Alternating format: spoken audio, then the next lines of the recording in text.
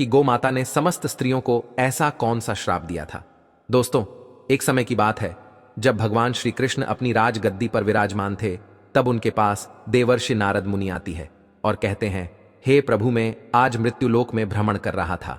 तभी एक स्त्री ने पूछा कि पहले स्त्रियों के बच्चे होते थे तो वह पैदा होते ही चलने लगते थे, परंतु अब ऐसा नहीं है, यह क्यों? प्रभु, मुझे इस प्रश्न का उत्तर याद नहीं था, इसलिए मैं आपके पास आई। कृपया मुझे इस प्रश्न का उत्तर बताएं। श्री कृष्ण कहते हैं, हे देवर्षि, तुम्हारा यह प्रश्न समस्त स्त्री जाति के लिए अत्यंत महत्वपूर्ण है। अगर तुम इस प्रश्न के उत्तर को जानना चाहते हो तो ठीक है, मैं तुम्हें एक कथा सुनाता हूं। तुमको इस कथा के माध्यम से पता चल जाएगा कि किस वजह से अब स्त्रियों का बच्चा पैदा होते ही चल नहीं पाता है। तब देवर्षि नारद कहती है कि प्रभु, मैं इस कथा को पूरा सुनूंगी, कृपया आप कथा को सुनाएं। दोस्तों, अगर आप भी जानना चाहते हैं कि इस प्रश्न का उत्तर क्या है तो मित्रों, वीडियो को आखिरी तक जरूर देखें और वीडियो को लाइक अवश्य करिएगा। तो मित्रों, श्री कृष्ण कहते हैं, हे देवर्षि, एक नगर में एक रामचंद नामक व्यक्ति रहता था। रामचंद एक स्वार्थी व्यक्ति था। रामचंद के पास में एक गाय थी। वह गाय दूध देती थी और रामचंद उस गाय को हरा भरा चारा खिलाकर उसका दूध निकाल करके उस दूध का बिक्री किया करता था। रामचंद गाय का दूध खुद भी पीता था और अपने परिवार वालों को भी पिलाता था। गाय के दूध की वजह से ही रामचंद अपने घर की दिनचर्या चलाता था। रामचंद का समय इसी तरह से व्यतीत हो रहा था। कुछ दिनों के बाद एक समय ऐसा आया कि जब रामचंद को गाय ने दूध देना बंद कर दिया। जैसे ही गाय ने दूध देना बंद कर दिया तो इधर रामचंद ने उस गाय को चारा डालना बंद कर दिया। और एक दिन ऐसा आ गया कि उस दिन रामचंद ने गाय को बहुत मारा पीटा और उसने उस गाय को घर से ले जाकर जंगल में छोड़ दिया। अब वह गाय बेचारी अकेली पड़ गई। बेचारी अकेली जंगल में इधर उधर घूमती फिरती है और एक दिन जंगल में बने एक मंदिर के पास में पहुंचती है और भगवान से विनती करते हुए कहती है, हे भगवान, मैं आपसे यह नीति करती हूं कि हमें गाय की योनि में डालकर कितना गलत काम किया है। श्री कृष्ण कहते हैं, ही देवर्षि, वह गाय कहती है, देखिए, जो आपकी 84 लाख योनियों में सर्वश्रेष्ठ योनि मानव की है, वह कितना पाप और कितना दुष्कर्म करता है। वह गाय आगे कहती है, जब तक मैं दूध देती रही तब तक उस व्यक्ति ने मुझे अपने घर पर रखा, हरा भरा चारा खिलाया। जैसे ही मैंने दूध देना बंद कर दिया, उसके बाद में उसने मुझे चारा भी नहीं डाला। इतना ही नहीं, उसने तो मुझे घर से बाहर ही निकाल दिया। अब मैं इधर उधर भटक रही हूं। अब जंगल में चारा खा खा करके, जंगल में घास खा करके मैं अपने पेट को भरती हो। हे भगवान, आपने जो सर्वश्रेष्ठ योनि बनाई है, यह तो कितनी स्वार्थी और लालची योनि है। श्री कृष्ण कहते हैं कि ही देवर्षि नारद, धीरे धीरे समय व्यतीत होता चला गया। गाय बेचारी इधर उधर भटकती रही।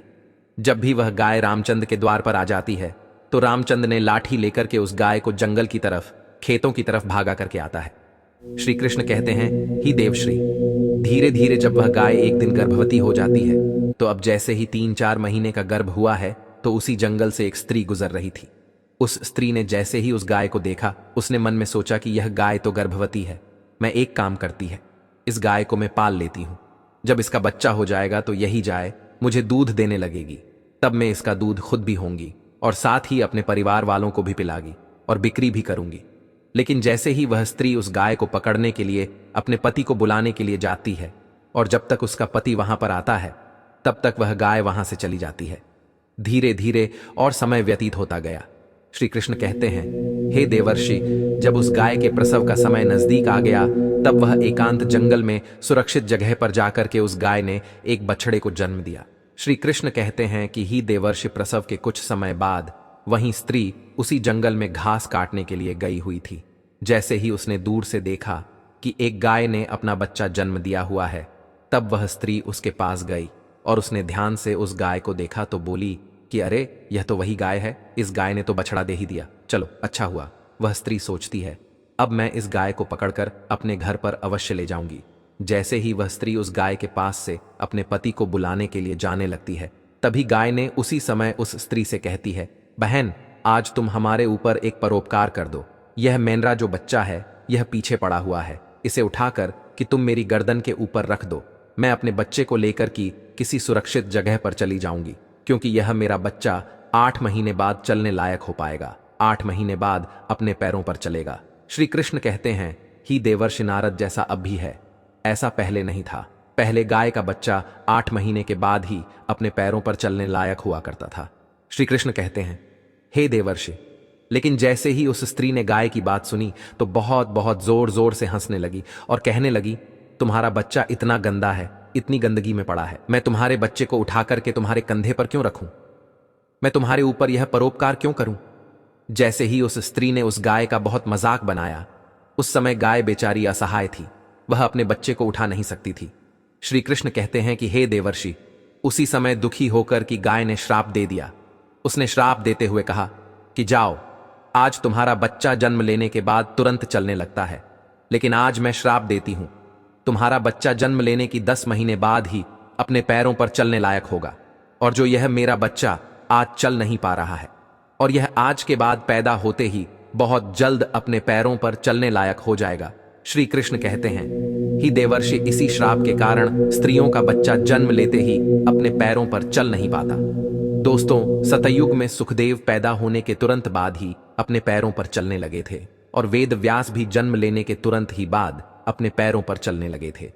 यह बात तो सतयुग की थी, लेकिन कलयुग में ऐसा नहीं है। कलयुग में बच्चे को अपने पैरों पर चलने के लिए कम से कम 9 से 10 महीने लग जाते। इसका कारण यही है क्योंकि गाय ने समस्त स्त्री जाति को श्राप दे दिया था। उसी दिन से समस्त स्त्रियों की जो बच्चे पैदा होते ही चलने लग जाते थे, उनकी प्रक्रिया वहीं पर रुक गई। गाय के श्राप के कारण ही स्त्री का बच्चा 9-10 महीने बाद ही चलने लायक, अपने पैरों पर खड़े होने लायक बन पाता है और गाय का बच्चा उसी दिन से अपने पैरों पर चलने लायक हो जाता है। इसीलिए किसी की आत्मा को कष्ट नहीं देना चाहिए और यही सनातन धर्म का सबसे बड़ा धर्म है। गोस्वामी तुलसीदास ने लिखा है, पर हिट सरल धर्म नहीं।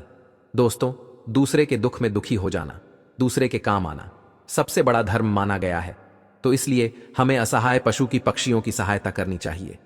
गाय के श्राप की वजह से ही जितनी भी पशु पक्षी हैं, उन सबके बच्चे जन्म लेने के तुरंत बाद चलने लग जाते हैं। लेकिन स्त्रियों के बच्चों पर इसका विपरीत प्रभाव पड़ा कि जन्म के तुरंत बाद स्त्री का बच्चा चलने लायक नहीं बन पाता। एक स्त्री की गलती से आज समस्त मानव जाति की महिलाओं को श्राप का खामियाजा आज भी भुगतना पड़ा।